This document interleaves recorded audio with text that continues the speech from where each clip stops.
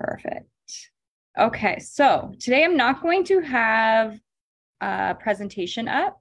I will have it on my screen, but I'm going to get you guys to write notes today, like old school notes, either in your phone or on paper, because I think today's got back to basics. I do have some paper up here if anyone needs paper. Okay. And Laura's got a whole stack of scrap paper. We should get it all. We should, yeah. So we're going to do note taking today, which is back to the basics. So if you guys are at home as well, grab some paper, pen. I do have pens here if anyone needs one. Great. I feel like people haven't written notes in a long time because everyone just kind of got excited for a second. Perfect. Yeah. And typically what I do actually with notes is I either put it on my notes on my phone, so I always have it wherever I am. If you're taking notes by paper, you might want to take pictures of it for yourself later, but totally up to you on how you take notes. But yeah, I wanted to kind of switch it up a little bit for everybody. So today we're going to be talking about the Great Reset, which is what Claire's going to be talking about a lot. He's calling this year the Great Reset. And I think that's because we're going back to a normal market. So have you guys been hearing a lot, like with real estate agents? I don't know if you guys read a lot of like blogs and stuff, but they're talking about getting back to the basics. Are you guys hearing a lot of that lately for real estate agents, how to succeed this year? So we're going to talk about some of the basics. Who started here the last like 3 years, like 2020? I've got a few of you guys, right? A couple. Yeah, you. Yeah. I think I got a couple in the room. So if you guys started probably in around 2020, 2019, you probably haven't actually seen what the basics are. We've talked about the basics a lot, but it was kind of forgotten over the last few years. Business is actually a lot different now than it was the last 3 years. We're actually resetting back to even like the years before that, which was getting back to the foundations of real estate. So today I'm going to be talking about the 10 things that real estate agents should be focusing on in 2023. So as you go, I'm going to get you guys to like write like number 1, number 2, so that we can know what these 10 basics are instead of me just kind of reading off some slides for you. So grab your pen and paper and your notes and let's get started. So one of the quotes that I saw, or I was reading this week, I was trying to come up with a quote that kind of reminded me of today. And it was, if you miss the beginning, the basics, then you're destined to go back and visit the basics. And I thought that was a pretty good quote when it comes to real estate. A lot of the time we get pretty caught up in like, especially the last couple of years, like a hustle and bustle, like you barely had time to even just sit down, get back to the basics. You were basically just answering phone calls. Buyers and sellers were pretty much flying from the skies. If I'm really honest, your phones were probably blowing up a little bit more than it usually did, especially if you've been doing this for a long time. The amount of questions we were getting was a lot different. Now your phones probably aren't as loud as they were for the last few years. So that's why it's now time to get back to the basics. So if you were skipping out on those parts for the last little while, now it's time to get back to that. So we're going to talk about that. We are now in the new normal. That's been like the cliche terms that we've heard is the new normal. Remember when the pandemic hit and we're like, this is the new normal. This is how real estate's going to be done, the new normal. And it was kind of getting annoying, but I think that new normal is now, our new normal is whatever was before the pandemic normal. So now we're back to the actual new normal. We got used to the convenience of the buyers and sellers. We got used to home selling very quickly. As soon as it hit the market, we were getting used to that. But now we have to actually sell houses these days. You can't just put a house on the market, see the sign, and it's not going to sell. So we have to get back to our sales skills. And again, some of you have heard of these basics, so it's not going to be brand new stuff, but it might be a nice reminder of the things that we need to get back to. So for those of you that do not know what the basics are, basically what the basics means is deploying time-tested practices to secure success in uncertainty in the market. So the things I'm going to be talking about are very traditional, old school ways of finding business, but these are things that have been tested by some of our still most successful agents. They're still doing a lot of these foundational things that a lot of us got away from, but we're going to be talking about those things that still work today that we weren't really doing in the pandemic times because we were a little more restricted in how we were able to find business. So we're going to be talking a little bit more about some of the more traditional ways, as well as adding a little bit more of a modern twist to it. So of course, we do have to stay on top of the times, but by going back to those simple things. All right, so number one is relationship building is the foundation. So I'll say that again. Relationship building is the foundation. So if you are writing notes, put that down as your number one. So people want to do business with people that they know, they like, and they trust. That's it. So if they know you, they like you, and they trust you, those are a high chance of that person's going to work with you. If they don't know you, obviously they can't work with you. If they don't like you, obviously they're not going to work with you. And if they don't trust you, they're not going to work with you. So you need to have those three different things with your clients in order to want them to work with you. And in order to get those three things, you actually have to build relationships with them. So I know we're in the business of real estate, we're selling houses, but at the end of the day, we're selling houses to people. And if you don't have relationships with buyers and seller clients, it's going to be very hard for you to actually sell a house to that person. So as much as we want to show all these great things about real estate and marketing and all of that, sorry, Kylie, I've got some people here. As much as like we want to get back to the marketing, but with the marketing, a lot of these people are just going to forget about it. And so if you're doing marketing without actually relationship building, these are just going to be short-term results. So I know people that are posting on Facebook or on Instagram, or they're doing just listed flyers and they're just waiting for people to contact them.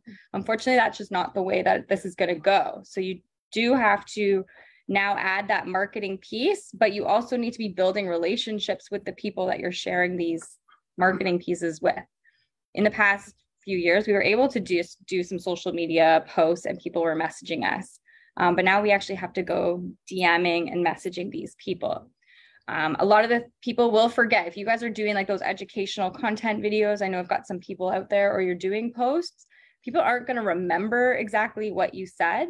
But if you're building relationships with them on the side of it, they're going to remember that more than the post. But the posts and stuff are there to kind of remind people about you. But we still need to start getting back to the basics and actually going to form relationships with these people so that they pay off long after the marketing activities are forgotten. Does that make sense? Right? So there is a power of picking up the phone again and showing interest in your people. If you're terrified of calling these people, don't forget, like, text messaging still exists, email exists, whatever your style of relationship building, it still exists. But at the end of the day, we need to really use the power of this phone that we all have to actually start building relationships with people. Of course, our goal is going to be to get in front of those people at some capacity. We want to get from screen to in person in whatever capacity. So don't forget to pick up the phone and show interest in people. And of course, do not forget your past clients as well. So we want to get back to those past clients, especially the ones that bought, let's say 2018 or so, that have some mortgage renewals coming up. We want to get back in touch with those people.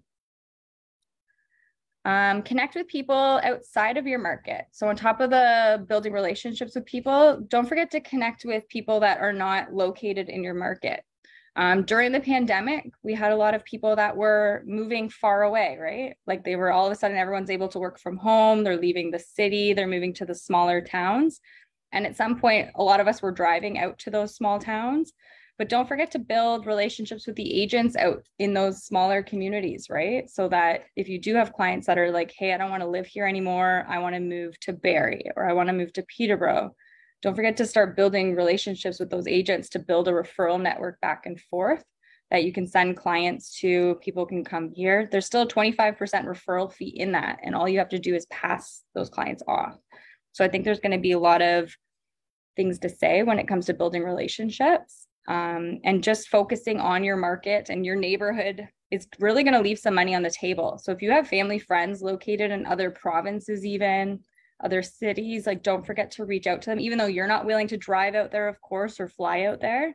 You want to let them know that you're still here to help them, and you'll connect them with other people. So there's going to be a strong pull, I think, towards relationships with other agents in the area. And not only for referral business, but for just knowledge as well. Like we want to know what's happening out there in those small towns and be able to relay that education back. Or maybe some people are doing different things in their marketplaces that you could put into your business. So networking with other agents is a good idea. Did any of you guys come to my database series? I think it was like in October, November, where we talked about building your database, the top 100 or your core 100 people. Do any of you guys remember that? No? Okay. So we talked a little bit about building your database with the people that you know, but also start building relationships with the small businesses out there too. People that you give business to, who you get your hair cut by, who you bring your car to, who you get your nails done with. Like there's all these different people you should be connecting with as well and adding them to your relationships as well. There's gonna be a lot of businesses I think that are gonna be struggling a little bit more this year too. So if you can build some relationships, promote their business, get them to promote you. There's going to be a lot to say with building relationships with the influential people in your community or people that own businesses and understand the business mindset of referrals and all of that. Any questions on that stuff?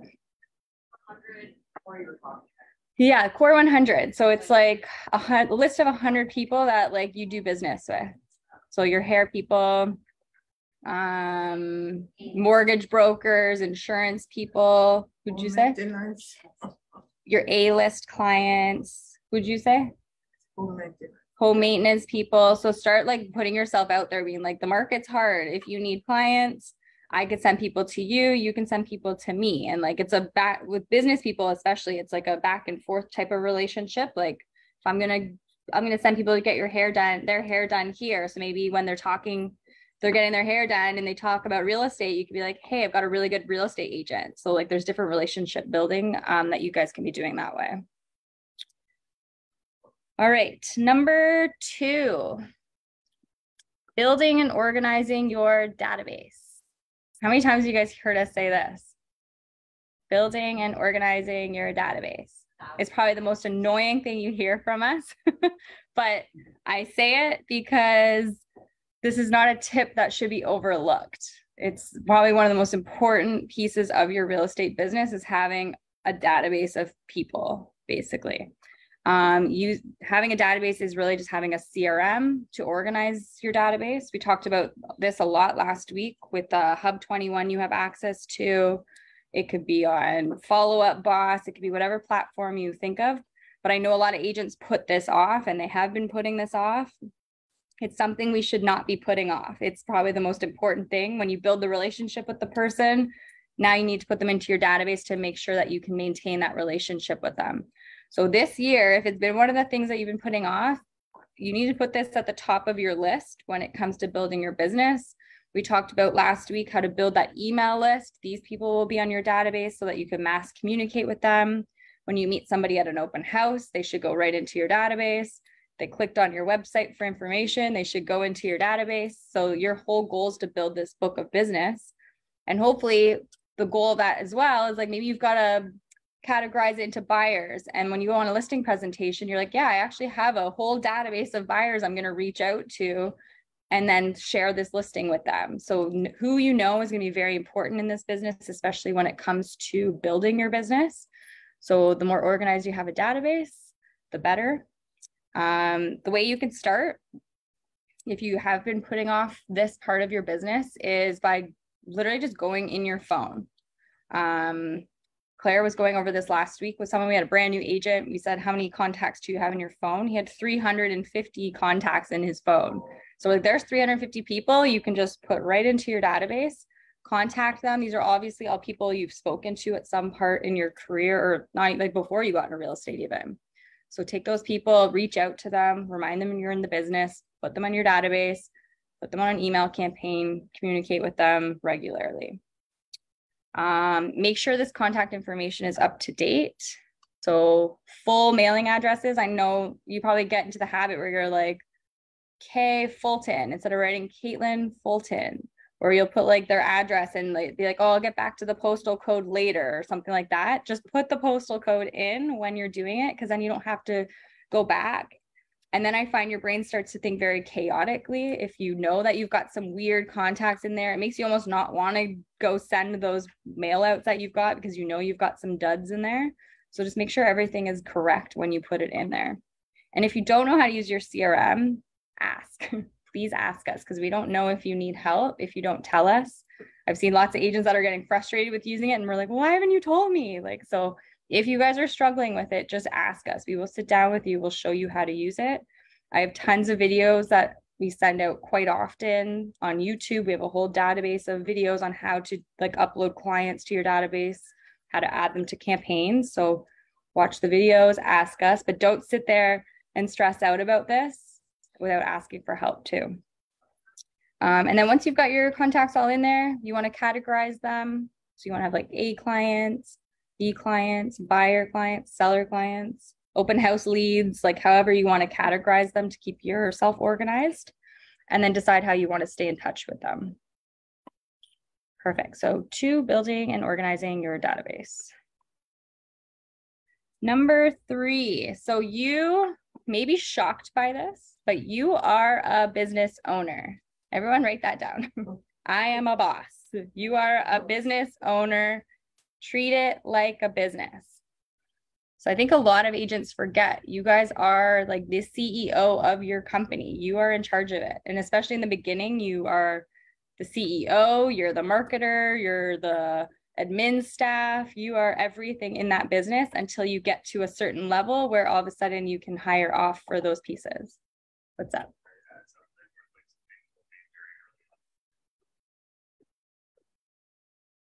Yes. Yeah. Yeah. Exactly.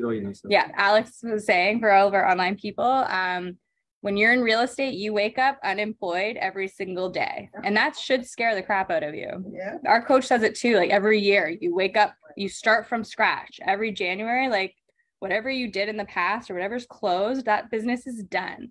So your job every single day is looking for future opportunities, because let's face it, most of our closings are what, 60, 90 days away. So whatever you did 60, 90 days is what's predicting your 60 to 90 days from now. So whatever you're doing today is really not going to affect you tomorrow, but it's going to affect your paycheck in 60 days from now. So the past is already done.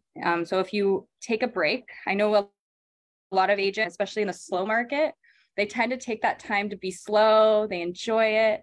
But the guys that are being really successful are the guys that when it's slow season, they're doing their database, they're reaching out to people, they're getting their stuff organized, and they're staying on top of it. They're not just sitting at home being like, well, the phone's not ringing, it's a slow market. They're preparing for 60 to 90 days from now. So you really have to kind of put yourself in that mindset that you are a business owner, and you need to treat it like a business. So we all got into this. We have as much of us to help you, guide you, but at the end of the day, you're going to wake up and you're going to be the one in charge of what you do every single day. If you don't do it, you're really the only person to blame, right? Like you could have done your database, but you didn't. And it's no one else's fault, unfortunately, except for our own, unless you've got an assistant that you've got doing all these things for you and they're not doing it. But we're our own business and you're in full charge of really how successful you are in it. But as a step 1, as a business owner, it's to have a business plan. And I know we talk about this all the time, and Claire laughs because a lot of agents will not make a business plan because it's tedious. It's not in our brains. We're all like right-brained, creative humans. We don't like to analyze quite a bit. We like to kind of wing it. But as a business owner, I think you need to have a business plan. And by doing that, this is how I would separate. If you guys don't want to do the 15-page one that we've given out, I would write these 3 things down. So step 1, set a goal. So whether your goal is transactional, like how many houses you want to sell, maybe it's a GCI, maybe it's more about your personal time and how you actually want to. Like not everybody here wants to make $300,000. Some people just want to make a good living and be able to travel, and that's okay. So you guys are fully in charge of whatever that is, but you still need to set a goal that you guys are kind of imagining in your brain every single day of why you're working towards that goal. Step 2 of the business plan would be create a strategy. So once you've created that goal, like how are you going to get to that goal? What type of activities do you have to do on a daily, monthly, annual basis in order to achieve that goal. So it's one thing to have it like written on a board, how much money you want to make, but what are we going to do to get there? Or how many vacations do you want to go in a year? How are you going to plan those vacations? I'm bad at that one. That's where Carly comes in. And then step 3 is implementation. So now you've set a goal, you've decided on a plan, now you actually have to do it. So this is, I think, the hardest part for a lot of agents, is the actual doing part. And this is what separates, I would say, like the 50K agents from the 500K agents. The 50K agents may have an idea of where they want to go, but they're not actually doing those things like the database, going to talk, building relationships. And I'm going to talk about other lead generation strategies too.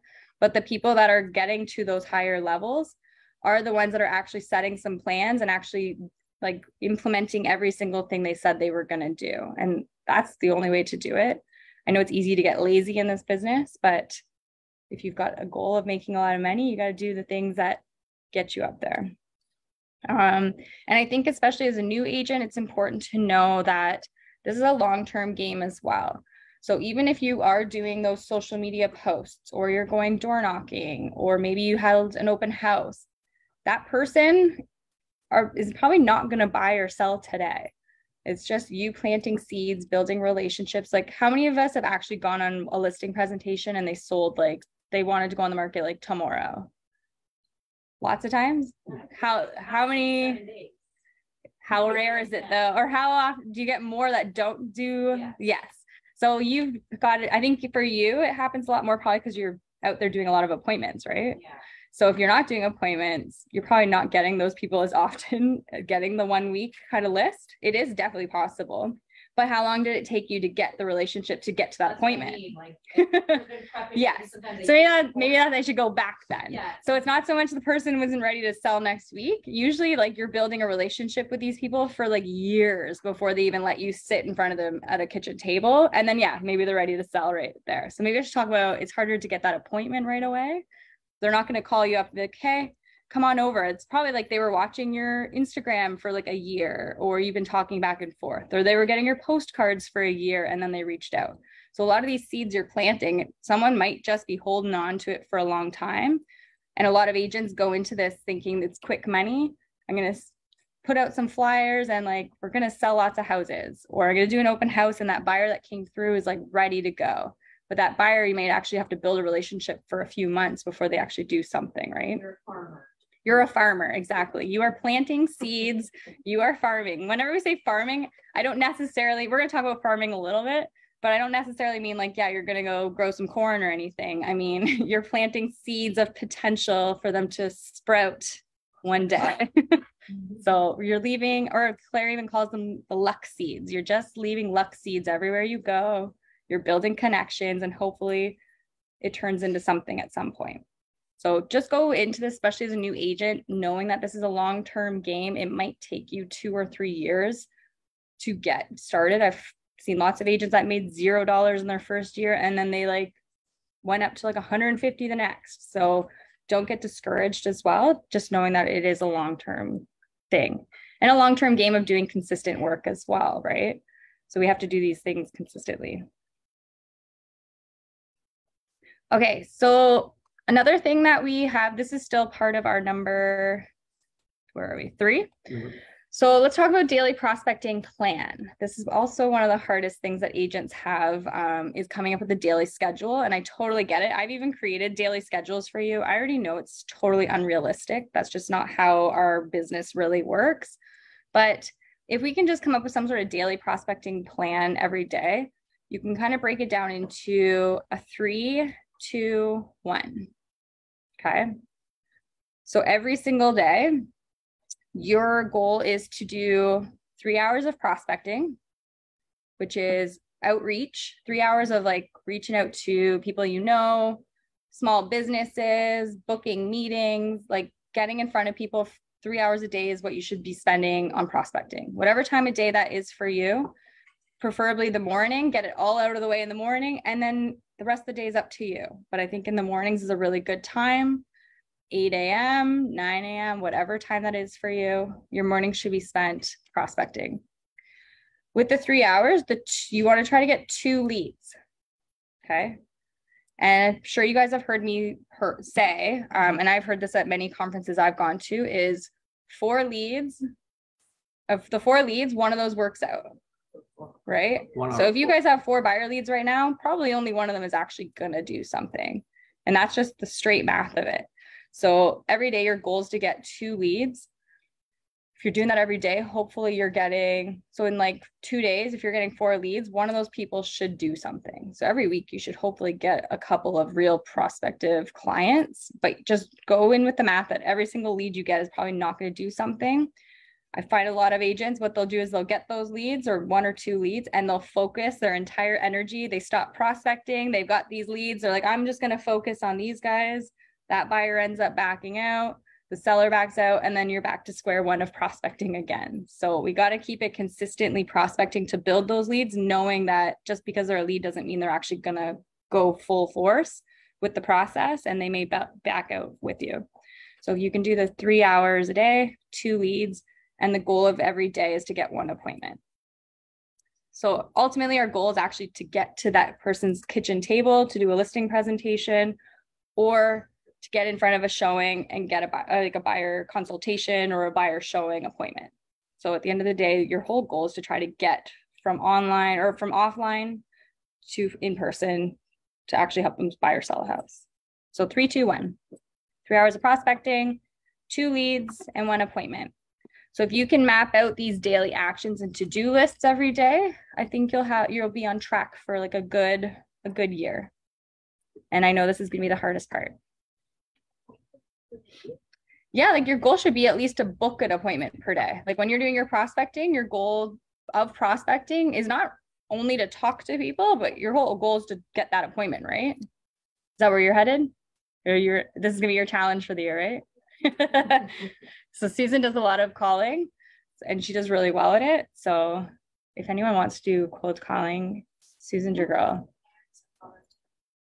Actually, Erin's a very strong caller too. She was calling last week, even before the session started, right? You're checking to make sure people got your calendars, checking in, and so sales me now. Yeah. 6 sales call I always say. Yeah. They call me, I'm like, but your call was very natural last week because it was like, yeah, like if you're thinking about buying or selling, like just call me. But it was very like chill. Like it just sounded like you're just talking to a friend. Yeah. And you just never know. 1,000 times over the course of a decade. There you go. See, yeah, you follow up. Yeah, that's kind of the name of the game, right? Is just following up, knowing that you're probably going to get rejected, but who knows? Maybe like their grandma or their parents are looking to sell, right? So if you've been scared of calling, don't be, especially your people, right?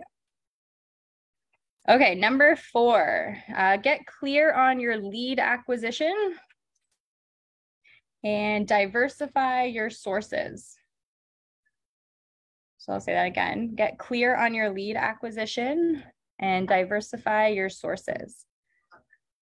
Which one? Just reject, I don't know. Luckily, Ginny, our favorite Ginny, is going to be doing a boot camp next week. So we'll talk a little bit about that, but we're going to do prospecting actually this month and next month. We've got some prospecting boot camps, workshops, whatever we want to call it.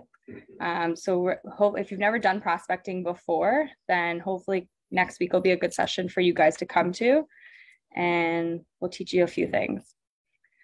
So getting clear on your lead acquisition and diversifying your sources. So we want to know how to now get clients that actually do not have a referral attached to them. So we talked about your database, go into your top 100 people, but how do we get business from people that you don't know? Referrals are great and all, but you also have to share that commission, right? If you get referred a client, there's a 25% reduction in that. So sometimes you don't always want to build a referral business, especially if you're doing listings. You're already reducing your commission maybe a little bit, and then you also have this other 25%, so it becomes even slimmer. So we also want to try to find clients that do not know you so that you can get the full commission as well and not have to share it as much. Does that make sense to people? Or is anyone doing a lot of referral business here? I see Erin back there. You've been getting a lot since the conference. Perfect. Conference is great. I don't want that to be like, no. I think it's a core. I think it's 80% of your business will probably be referral business. The other 20% is going to be on this stuff here, which is complete strangers, and how can we get them to know you, like you, trust you, because none of these people are going to like you or know you or trust you right away. So these are the ones that we're going to talk about a little bit. So some of these may be outdated, but these are oldies but goodies. So these are some old school things, but if you find that they are too traditional for you, I think there is a modern twist to every single old school tactic, but I still think that these work today. So we're going to talk about the top 6. So I was researching, looking everywhere. I've talked about hundreds of different sources for you guys. And I'm going to show you guys where you can go back. I have a whole YouTube video on different prospecting activities. I have a whole systems for success checklist for you. But when looking at our top agents or other top agents we've spoken to, there's 6 top sources that actually bring in this type of business. And you should pick 2. Okay, so write 2, pick 2. So the first one we've got is geographic farming. So like I said, farming is not growing corn. It's literally just planting seeds, but in a geographic space. So one neighborhood or a couple neighborhoods. Is anyone doing that right now? Aaron, you've gotten you did an appointment actually this way. So you're my success story for an appointment. So geographic farming can include different things. So it could be maybe you're doing open houses in that area. If you're like specifically zoned in on an area, maybe you see a listing there. It could be another brokerage too, where you're like, hey, can I do an open house for your listing? If our brokerage has it, even better, but maybe there's a specific area, door knocking in that area, or Celine calls them walkabouts. If you want to have a modern twist to it, a walkabout. If you want to change the name from door knocking to something more pleasant, going to meet everyone in the community. Maybe you're on the phone doing calling, being like, hey, this property just sold in the area. This property just listed. Do you know anyone looking to move into this area? So geographic farming is one specific area. It could be where you live. Maybe you're mailing a letter saying, hey, I'm a real estate agent, but I also live here. So it's really just you putting yourself out there. So if you've ever wanted to work in your area, I would look into geographic farming as a 2023 plan. The second one, like I said, open houses. This is a big one, actually. I know Alex does a lot of open houses. Anyone else do a lot here? Celine does. Open houses are great, especially if you don't have a big network. And I know it's lots of weekends. It's not the time that everyone wants to work, but it is a good opportunity to meet potential buyers coming into the property that are not working with a real estate agent. It's also a good opportunity for you maybe to do door knocking the day before, or invite all of the neighbors to come in for like a VIP thing. Even if you're doing like an hour before the public open house so that you know exactly who are the sellers in there, like who are the neighbors, invite them for a different time of the open house. That way, when that property sells, you can reach out, say, hey, this property sold. Have you thought about selling as well? So it's a good opportunity for you guys to meet buyers and sellers. It's got good content on it as well. If you're looking to show if you're brand new, I think it's an amazing tool to show your family and friends on social media that you're working. A lot of the people don't have trust in new agents right away because they're like, well, you haven't done anything. But if they're seeing you doing open houses every weekend, you're doing a video saying, hey guys, come to my open house. It's a great way to let your friends and family know that you are putting yourself out there as well. And it's a good opportunity to show your future sellers, hey, I'm going to host an open house and this is how I do it. You can have fun with it. Like you can, if it's a really hot listing, you can go as far as getting like an ice cream truck there, food truck. You can have a DJ there, a barbecue. So it's not like it has to be a boring open house where you're just standing there with your little flyers. You're like, welcome. If you have any questions, let me know. Like, I'm sure that's what most of us do. I have not, but I have heard, we had an agent here that did, I think it was ice cream truck. He had 100 people through the house. Like I don't know if they were all buyers or sellers, but if you can do the promotion ahead of time properly for the neighbors and I think something with kids probably is better, to be honest. You know, it's irrelevant, but my brother does car sales, and every time they do like a food truck or jumping castle or anything, they literally sell like 30% more than any other day. Yeah. He's like, it's crazy what people come in for because you put up flyers and say like, free hot dogs and Yeah. kids painting or something. I think anything with like kids too, like if you're involved with children. Because it costs us $200. Yeah. Exactly. So it's great. Free to do something for your family or kids. I think so too, especially if you're doing it in the neighborhood and you're just inviting like the neighborhood to come and they see like a little ice cream truck. You're like, yeah, but you got to come in the house first and give me your email address and your mailing address. Like, yeah, sign in. And then they give them like a voucher to go get like. Exactly. And that's how you build your database, right? That email list I was talking about. And then you now take those emails, you stick them on your database. Now they're probably getting car promotion emails from them too, right? Exactly. So I think open houses are great. So I think if you're going to do open houses this year, let's put some more pizzazz into it and like see if you can add more instead of just a buyer seller guide. Let's see if you can make it more of an event. Like a DJ would be really cool. Like something, have something fun. Yeah. Yeah. It's a write-off. There you go.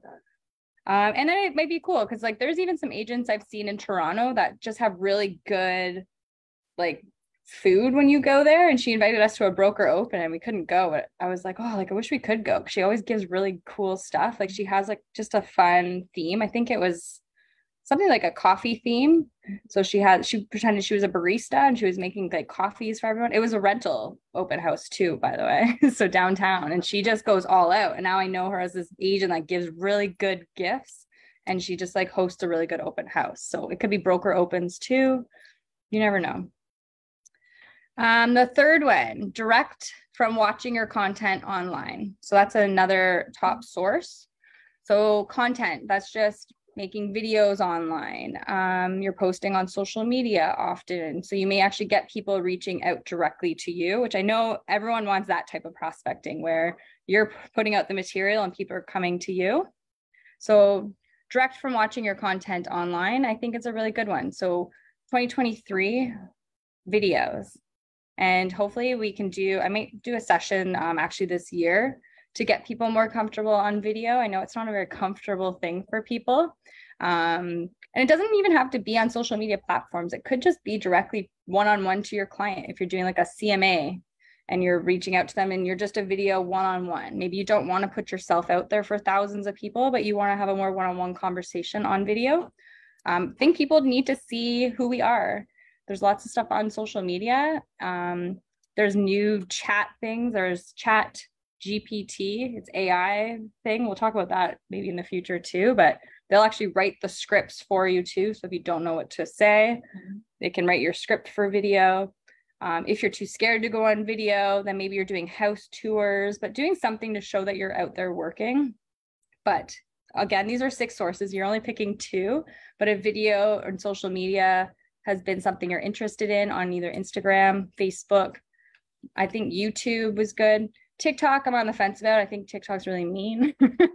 I don't really love it on that platform. Yeah, they have a very more negative culture on there. So I think YouTube's going to be a big one this year, actually. All right, number 4, paid online leads and ads. I think this is actually going to come back a little stronger this year. I think I've even had at least 10 agents contact me in January asking who should we do paid ads for, or paid ads with, which companies. So there is like Agent Locator, Bold Leads. There's a whole bunch of different companies out there. So if you are slow in business right now, I've never really been a big promoter of online leads, but if you're looking for just a small extra percentage of contacts, I would look into these online lead generation companies to test it out. We use Bold Leads and Agent Locator. It's just like any online leads. I wouldn't say they're like amazing or anything. They're just people that click on a website, put their contact information in. But I do know that they will buy. They're just harder to convert because they don't know you, like you, or trust you. So it's one of those things you got to build the relationships with. But paid online leads and paid Google ads or Facebook ads, Instagram ads, these may be something we might get back into. It kind of went away during the pandemic, I think, because people didn't really need them. But now it might be something that we get back into. What's that? Bold leads, yep. And you can do buyer leads, seller leads, or lease leads. Seller leads are really difficult, actually. They're really good for if you're a very experienced agent and you've gone on listing presentations, you've got a good listing presentation, and you know you have a good conversion rate already. I think the seller leads are awesome because obviously those might be a buy sell kind of situation. But if you're a brand new agent, I would recommend probably doing the buyer leads or the lease leads because those are a little bit easier to convert because they just want to go see a house, you take them, build a relationship with. Whereas the listing, you're actually usually competing with somebody, or you actually just have to be strong at the listing presentation. I keep looking back, Erin, you might want seller leads. Yeah. And Alex, you probably too, some seller leads. Yeah. So it's not the best, but it's one of those extras if you're just looking for some more seeds to grow. In Canada, I got it all from the state. Don't do anything outside of, I wouldn't do anything outside of the country. And they have to be like legit. There's some people that'll offer to call the leads for you. That's illegal. They have to be licensed real estate agents to be generating business. Some people have gotten in trouble with that. So stay away from those types of companies. Yeah. Or let us know if you guys come across a company, come to Nelson or Claire or us before you decide to move forward with something like that, because especially if they're calling, we have the do not call list, which we have to go by, and they're very strict on the do not call list. There's a company out in the States, I think, getting sued for like millions of dollars right now. Do you know which one? It was in the news this week. I think, Keller. I don't know. KW. There was a news article that they're getting sued for millions of dollars for not following the do not call list. So it is actually a pretty big thing. We've even had it in the office as well. That's why we pay for it, to protect ourselves. So use that Whoozle list if you're going to do it. Okay, number 5 is Google My Business page, and again, paid ads. Does anyone here have a Google business page? Yeah. Perfect. If you don't, you should. It's pretty much like any other business out there. When you Google a business, like a restaurant, hair salon, whatever it is, you're always looking for reviews and stuff. So whenever you get a client, I would put their testimonials on there. You can put some photos. It goes to all of like your company hours, your like office location, all of that. So if anyone Googles your name, you should have a Google page. There's a few steps to it. Do you know like steps? You have to like apply online. They send you like a card, and then you have to prove that you actually are there. Carly actually just had to do it for one of our offices, and actually had to go to the office and our Oshawa office and film that we have an office space there. So there is some, if they don't believe you, you actually have to prove it. Hire someone to do it. Can you? Yeah. Okay. Is it free if you do it your own? Okay. Yeah. It's free. I was like, it is free. Alex, okay? Yeah. I think you just got scammed. Okay, so we just did that. It's good. It is worth it, I think, to have a Google page. It is free. So if you don't have one, get one. Yes. Exactly. Yeah, it's true. I pick a lot of things based off Google's. I know you were asking for a Barrie inspector like not too long ago. When I did a deal like a few years ago in Barrie, I looked up Barrie home inspectors, and the guy had like 200 reviews, and I was like, perfect, you. And that's how I picked it. So a lot of people, will pick, because you will pop up higher up if you have more reviews, and if you have good reviews as well. So why are you laughing on that? Did you get a bad one? The only reason I started doing this stuff, Jackass gave me Oh, yeah. Yeah, some people will. That is a thing you can't control. So, but don't be scared of it. But you can't. I reported it. Yeah. Because he didn't even use the service. No, yeah. They're keeping it up. So. Yeah. So if that's the case, then you might have to reach out to people that you've worked with in the past, and even.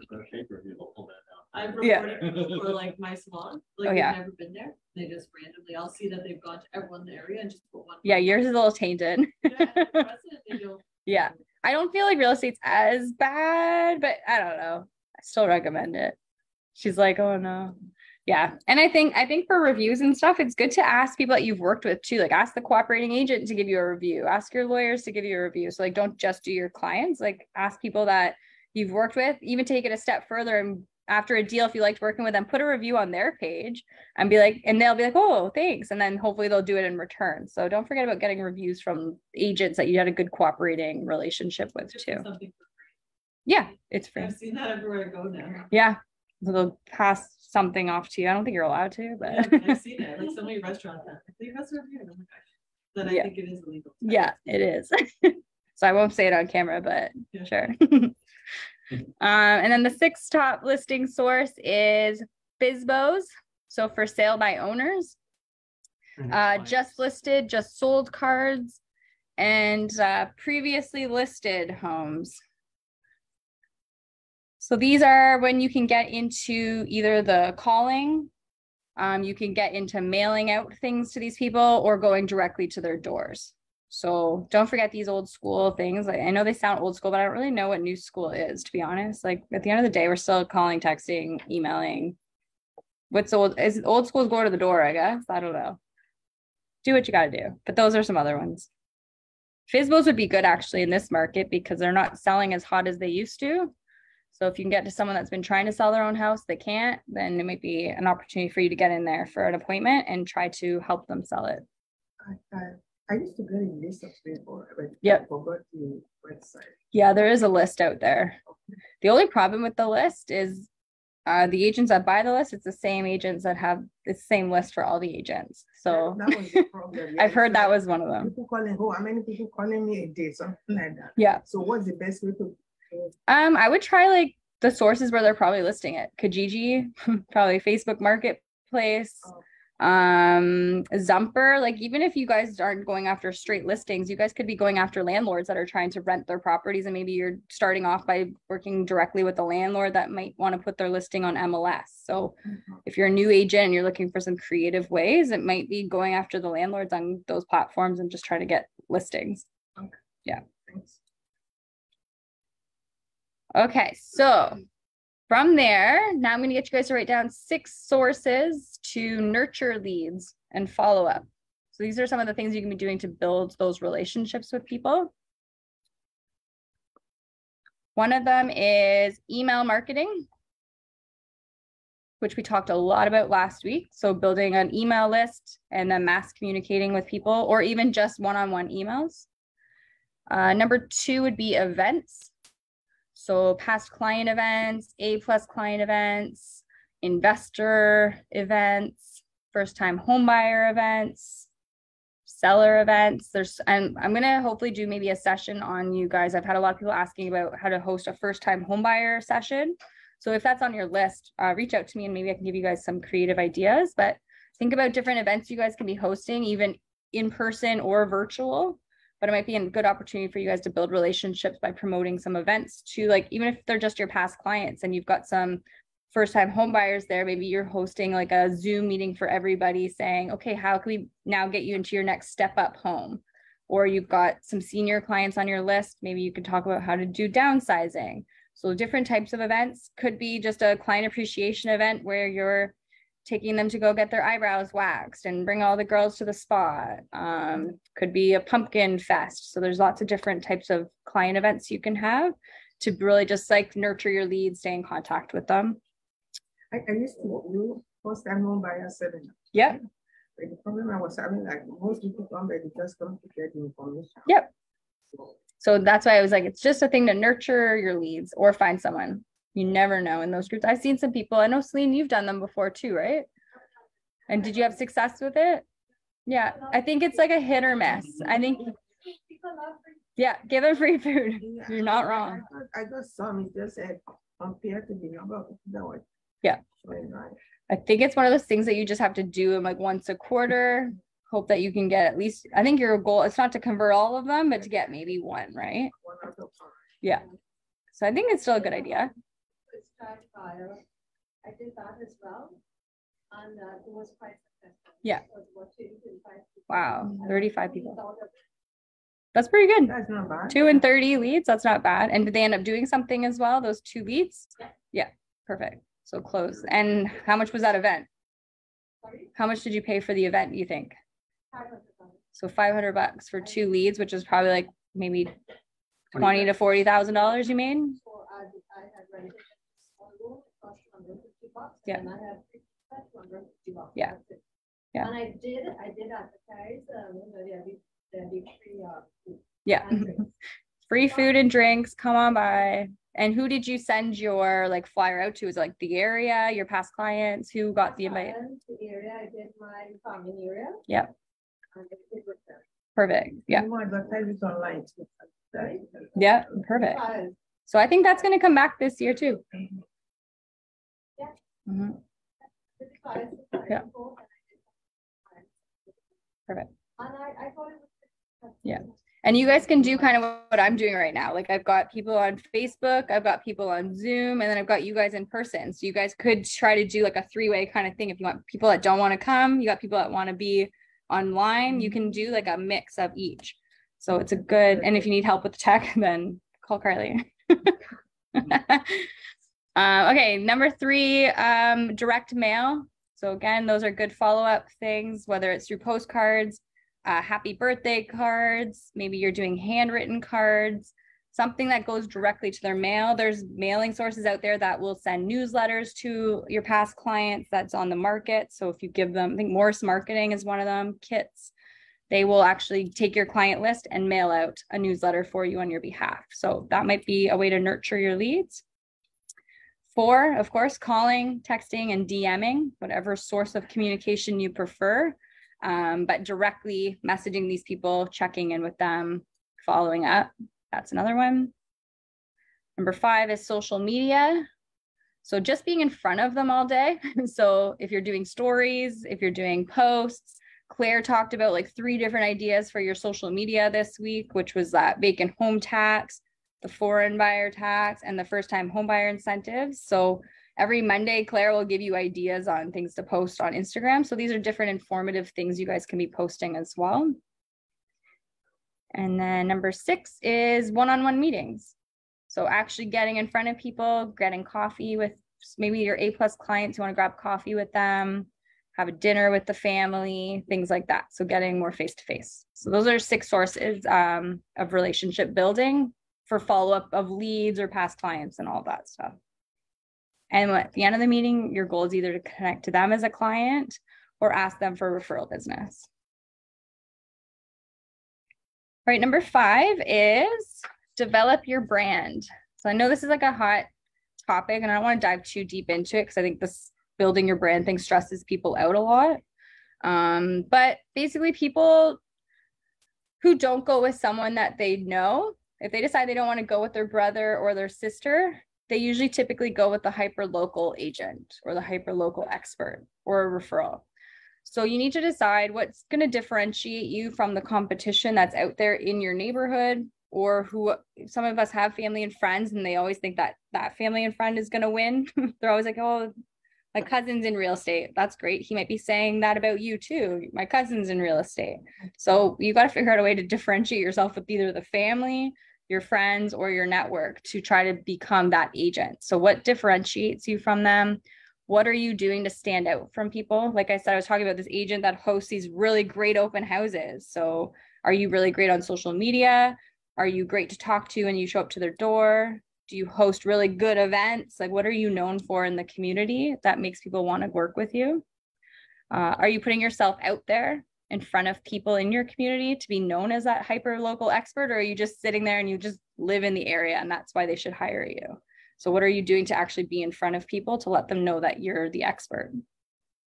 So different ways you can do this are 1, create a professional website, which you guys all have. You guys can edit your website in any way, but having a professional website. 2, developing a consistent online or offline presence. So if you're not on the online stuff, hopefully you're on the offline stuff. Again, open houses, door knocking, farming of some sort. And number 3 is optimizing that Google My Business page as well. So can people write Scarborough real estate agent? Who pops up? They look up your area, who pops up? Might be something that you want to Google in your phone to see. And maybe you want to figure out ways how you guys can get on that top Google aspect of your site. All right, number 6, this is the one I've been getting asked all about this week, is update your online presence and your client packages.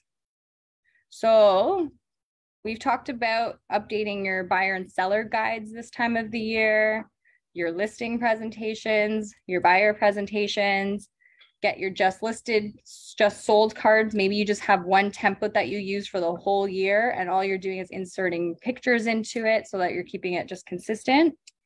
Your websites, and then again, your social media profile. So today you will be getting, actually you might have just gotten it. Let's see. Yeah, you should be getting it in your email actually right now. Great timing. You should be getting a buyer and seller guide in your email right now.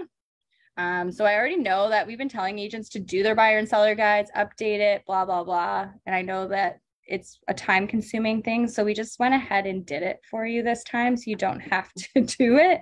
So hopefully that takes some pressure off your plate. We've also done your buyer and listing presentations. Those are all done. So all you guys have to do is tap and go and use those. We have your just listed, just sold postcards all ready to go in the online marketing center. Your websites are done. The only thing you guys have to do is your social media profiles. Those are different. So go make sure you check in on them. If you don't like them, you don't have to use them, but make sure you guys have these types of guides. So like I said, we're going back to the basics. These are all things that we lost track of, but these are really good handbooks to have for your open houses.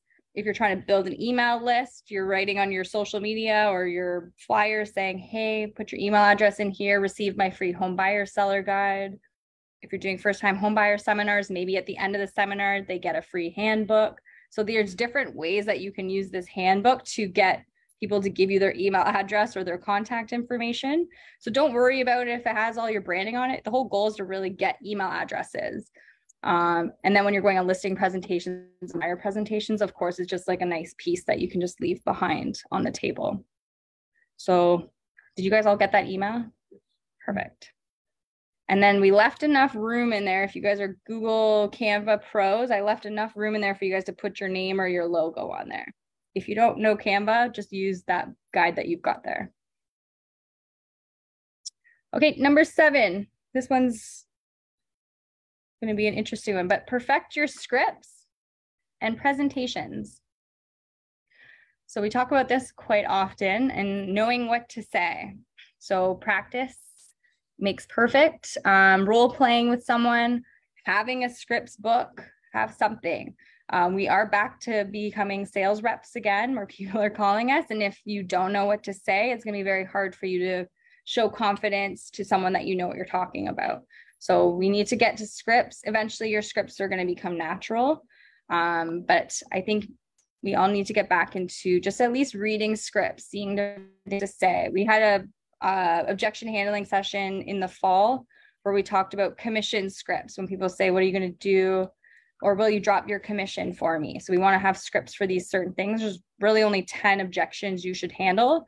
So if you haven't seen that session, I would go back to YouTube to watch that session as well, where it's called objection handling. And we talk about the 10 different objections you're going to face quite often. If you're one of my new agents, I would encourage you guys to go on every appointment that you ever have the opportunity to go on. There's lots of people out there being like, oh, it's a waste of time. I don't want to do it. But if you're a new agent, you probably have a lot of time.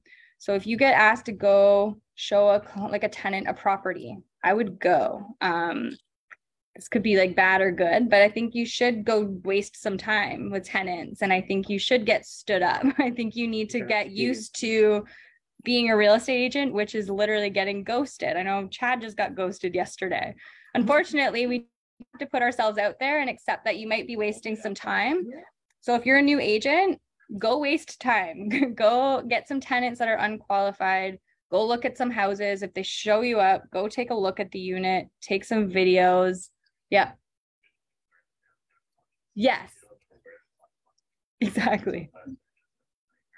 Exactly. So I was just saying, if you're going downtown, like actually Lisa's is where I learned downtown very well because I learned all the condos. So go find tenants that are going to take you around and go experience it. Get used to talking to strangers, get used to talking to agents, get used to writing offers.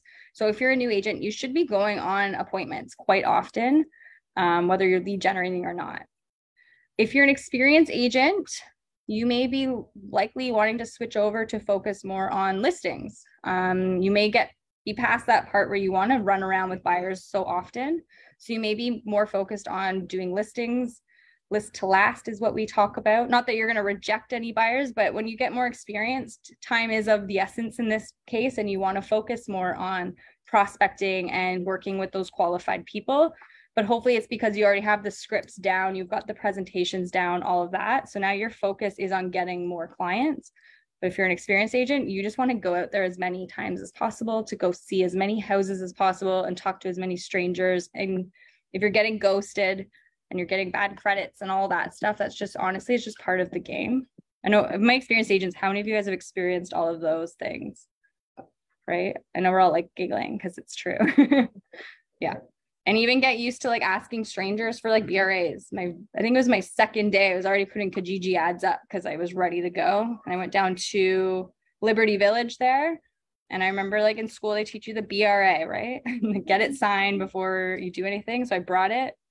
And I think Claire and Nelson were probably like, get the contract signed. And I stood at the kitchen table. I'm like, hi, before we move on, we need to sign this contract. And they all looked at me like, no, like, who are you? And I was like, all right, no problem. And grabbed my book and I like left. And like, I learned a lot from these things. They didn't go anywhere, but I did it probably 4 or 5 times with complete Kijiji strangers. And I probably wasted a ton of time, but I also, again, learned where lock boxes were. I learned how to give my Rico card to the concierge to show them. And then by the time you're put in front of a real live buyer, you're kind of kicked around a little bit and ready to go. So put yourself out there and perfect those scripts and presentations. Best way to do that is to get in front of real humans. Certain scripts you should know. How's the market? That's gonna be a big one you guys get asked. You should know what to say at a home buyer showing or seller listing presentation. If your client needs an inspector, a lawyer, or a mortgage broker, you should have a script for that. Like if they're like, oh, I'm not ready, I haven't even spoken to a mortgage broker, then the script would be, well, I've got some mortgage brokers, let me put you in touch with them. Or I've got a home inspector, let me put them in touch. So they don't have to be like full scripts of sales. They have to be scripts on how you can help people through the process. So if you know the things to say, then that's one of them as well. And then know what to say when you're connecting with a past client. So again, I'm going to show you some resources for all this stuff.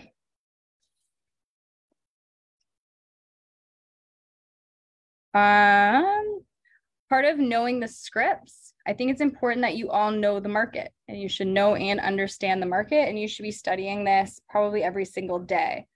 By knowing the market, you should be seeing homes on a daily basis.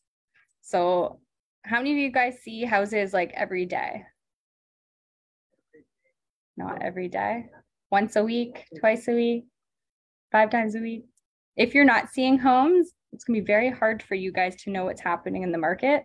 We had an agent here that would make a goal. He had to see 40 houses a week, every week as a new agent. Because what else are you doing, right? Like otherwise we're just sitting at home. You might as well go see some houses. We all have our licenses now. Go book some showings. I think you need to know what all the listings are in your area. You need to check daily. Go see a teardown house, go see a luxury house, go book condo showings and test out the lockbox situation.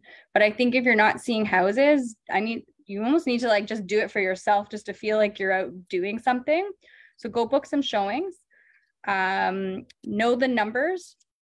So Claire talks about these once a week. You could do it daily to check it, but at least do once a week. Every Monday, Claire goes over how many listings we've got on the market, how many houses sold, are the average prices going up or down?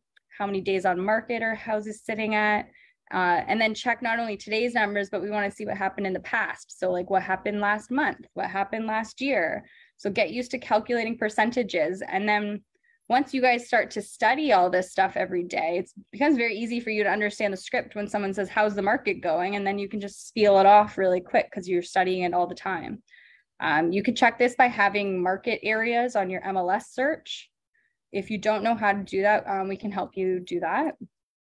But there's also, if you look up Toronto Market Watch, it's on your MLS system, or it's open to the public too. But if you Google Toronto Market Watch, you will see all the stats there, all the archived numbers there. That's where we get all of the numbers. Pretty sure that's where you look monthly, maybe, or you're just on MLS.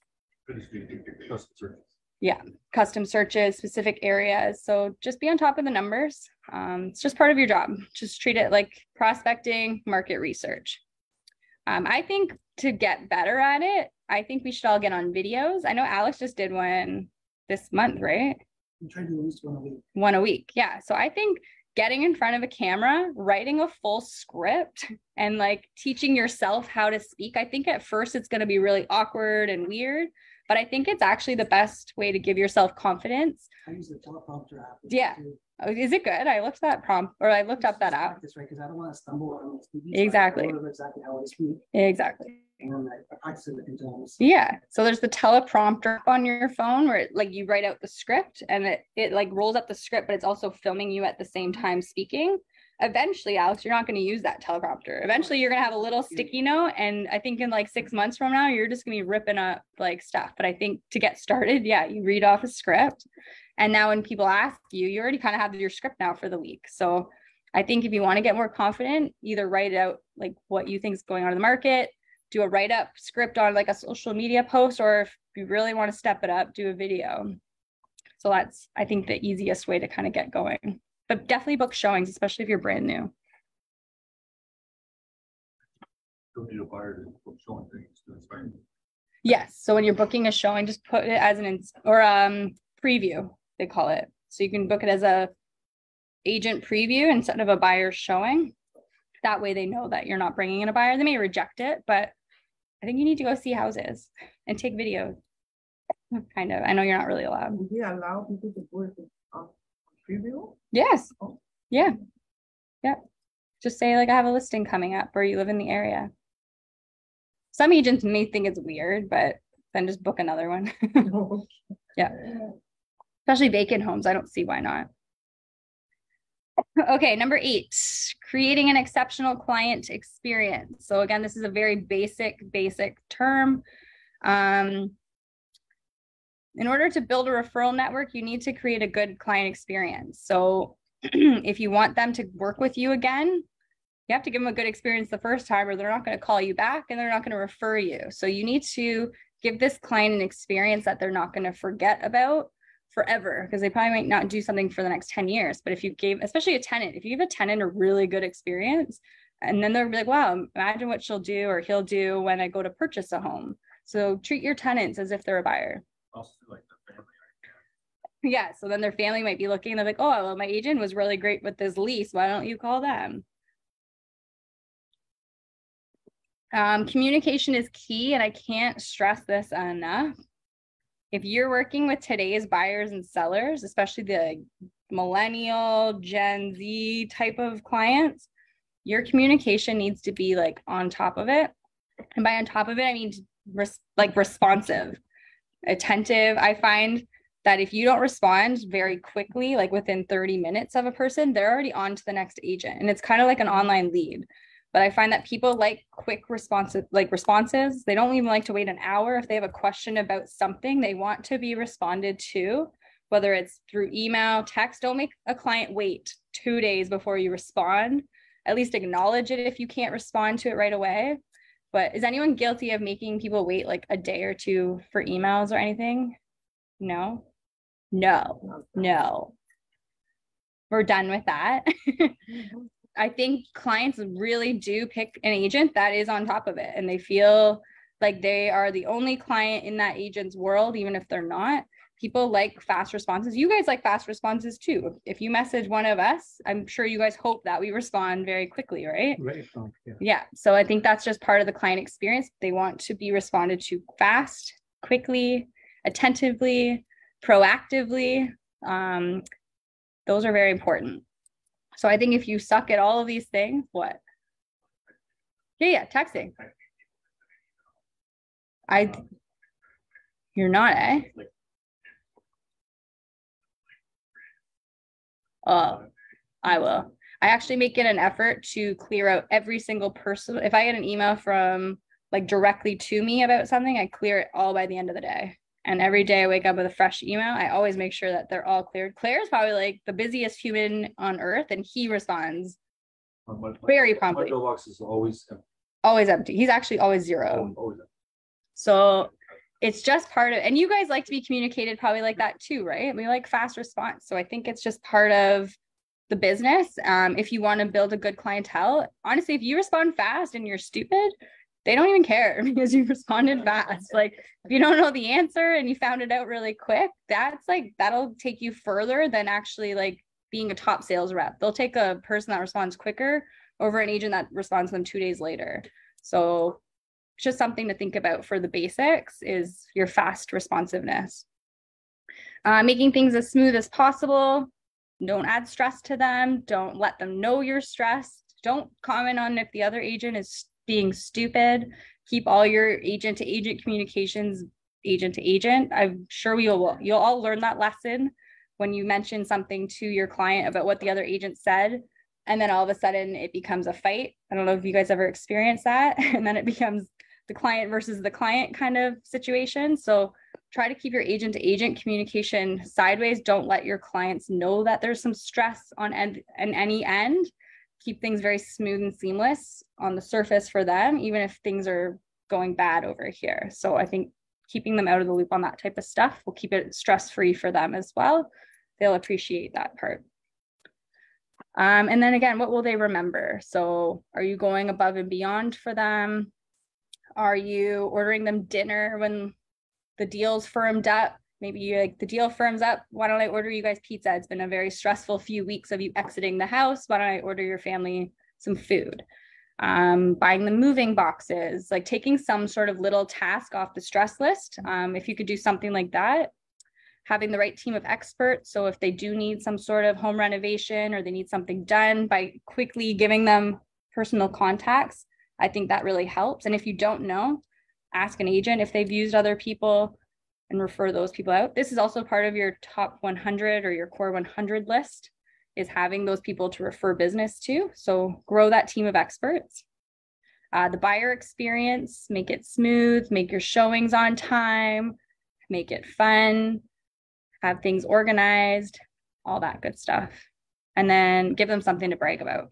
So Claire talked about the buyer tour last week. That's something that you could add to your client experience, is when you send them on Hub 21, C21 Present, you go into the buyer tour, you set up the whole itinerary of where all the showings start to finish. They see a map of it, plus details of all of the homes.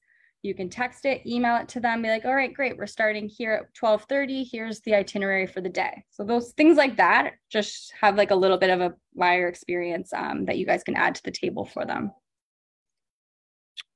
All right, we're almost there. Number 9. Technical literacy is not optional. So I'm going to say it's not optional. Technical literacy. Now, I'm not saying you need to be like some like tech whiz or anything like that, but some of the tech that you guys do need to master for the basics of this business is, one, your CRM. You need to master this technology, the CRM. 2, I would say online signatures. Not saying you have to do online signatures, but I'm saying it is a technology that you do use on a daily basis that you should master. Online marketing, whether it's email, which everybody does, email marketing, video, virtual tours. If you're on social media and you're doing listings, you should start to think for 2023, all right, what's the new thing? Instagram Reels, that's the new thing. We should be doing listing videos, should all be in vertical form, 30-minute videos put onto your Instagram, right? Not this slideshow tour anymore. Is anyone doing those still? Yeah, stop doing those. We are now in a world where video is very important, and I don't mean video from you, I mean videos of your listings, and the way you present properties should be stepped up a little bit, right? No more cell phone photos, unless you're Alex and you could take good lease ones, but you should all be hiring photographers and stuff like that. That's not a technology that I want you to master, but I would love for you to find the photographers that will master some of these techs for you. And then the last one's text messaging. I think we all know how to text message, right? It's number 10. Yeah. Well, this is this is number 9, one of the technology things that you should know. Now I'm saying being low tech not only hold you back, but it's going to make it difficult for some people to work with you. So it's going to be okay, because there is some people or some clients that are low tech, but if you're low tech, you're only attracting the low tech clients and you're missing a whole percentage of the population that is not low tech. So that's why if you guys can master some of these simple ones that you use every day, email, CRM, online signature, booking appointments online, that's not really one that you need to master, but these certain communication tools are things that you should master so that you make sure that you're on top of it for all the different populations. Last thing we want you guys to miss is if you've got clients that have kids and you worked with their family for all these years, the kids come around and the kids are using like their friend as the real estate agent. So we want to make sure that you can stay with that whole family forever. Are these all texts that we can all handle? Yeah. You know how to use these. Yeah. All right, and our last one, invest in your knowledge. Invest in your knowledge. So there's lots of training. Congrats for all of you investing in your knowledge today. So coming to things like this. So back to the basics is really just being a sponge and soaking up as much knowledge as you guys can get. Read books, attend the meetings. We've got Monday meetings, Wednesday meetings. We'll have conferences that we recommend that you go to. Typically, we recommend conferences that you guys can network at, the Century 21 ones, anything like that. Go to them. Go invest in the knowledge and the networking. If you have an opportunity to shadow an agent, if you are a newer agent, if an opportunity ever presents itself, take it, go to it. Don't expect anything in return. Go to it for the knowledge. If you ever have that opportunity, it's very, very, very rare. So if you ever do, and don't be afraid to go put yourself out there as a new agent to ask an experienced agent, like, hey, if you're doing photos of a property, can I come?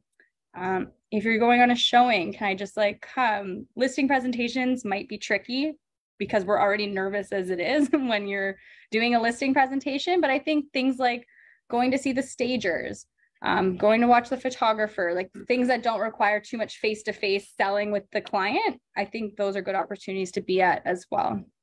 Does anyone do listing presentation shadowing yet? I see Aaron. Okay. I remember when Michelle was no. It's scary. Sit in the corner and like hover over there. I don't know. Like I told you this. You was your idea. Yeah. About doing the loom. Yes. So I record them first. Perfect. And then I'll send it. Yeah, so that's a good idea too. So there's lots of like some shadowing opportunities that you may not get and may want. Things like a listing presentation it's nerve-wracking. So hopefully like what we'll even do this year, we'll refilm our listing presentation, share it to you guys. But yeah, like buyer stuff, that might be okay to go to, offering yourself up to do open houses. These are different things that new agents can be doing right now as well, or experienced agents, because we're getting back to the basics. So maybe even you guys want to listen to some new listing presentations, see what's out there and all that stuff too. And then research about topics that will help grow your business and then implement them. So I don't know if you guys are watching YouTube, if you're on like social media, reading articles. I know Claire and myself, we have ourselves set up for like you can do a Google alert saying like Toronto real estate, and then every day you'll get a mail of like different articles on the real estate market. So if you like to read online news, just staying on top of what's out there and soaking it in. That's getting back to the basics. So when your clients ask you questions, you can kind of have something to talk about as well. Perfect. And all of this, actually, maybe I'll share this screen. I haven't shared all day. You guys have all of this at your fingertips. So every topic I just spoke about, I'm going to show you guys. Perfect. So you guys all have access to Google Drive, right? Have you ever used it, accessed it? So if you guys ever go to this little waffle in your email, you'll see that there's this, oh, you guys can't see it, I'm sorry. There's this button called Drive. On it, I've got all these different systems for success. So if you guys go to Google Drive and look up systems for success, I have onboarding. So if you want to pretend that you're a brand new agent, you can go right to the beginning. But I've got onboarding systems, your database systems, prospecting and lead gen. So more details on those prospecting activities we spoke about. I've got information on how to work with buyers, and buyer guides are in there.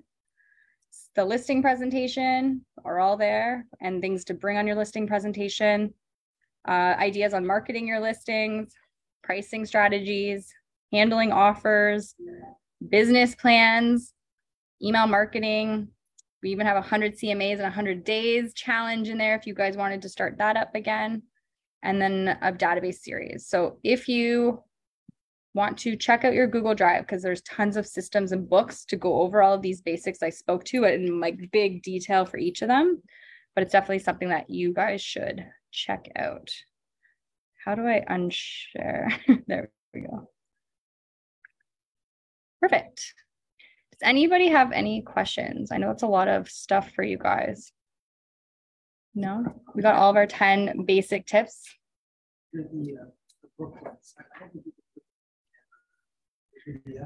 Yes. I think you can put it, no?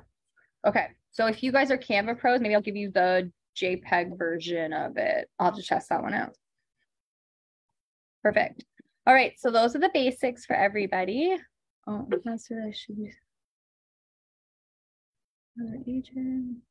Someone said, when you host an open house for another agent, do you keep the mailing list for yourself? I would say typically yes, depending on who the listing brokerage is. But I think if you're going to host the open house for an agent, you should be able to keep those leads and whoever comes. And that's just me. I don't know if you guys see anything different. Some agents might get paid to go do them, but I think most agents go for free, and then they get the leads that come and they do their own marketing and all that stuff. I think we have to discuss that ahead of the time. Yes, definitely. Yeah, definitely discuss with the listing agent beforehand, but I think it's only fair for the person hosting to get it.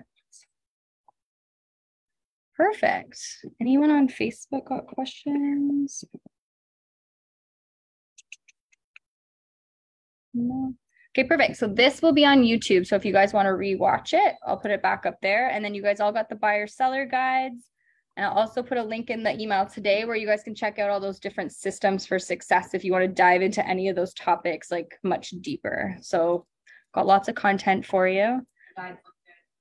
What's that? The guides are good, right? Nice and modern, sleek, a little different, not like boxy. Perfect. So back to basics. 2023 is the great reset, according to Claire, where we're resetting back to the basics. So if you guys are stressed right now, the market's still sluggish, this is a good time to get invested in these basics. And then hopefully by spring, things start to ramp up a little bit, but you guys have this nice, sweet opportunity to get your systems in place and get organized with your client communications and all of that and your marketing, and then ready to rock and roll. So hopefully your phone will ring. All right, we'll chat with all of you guys later.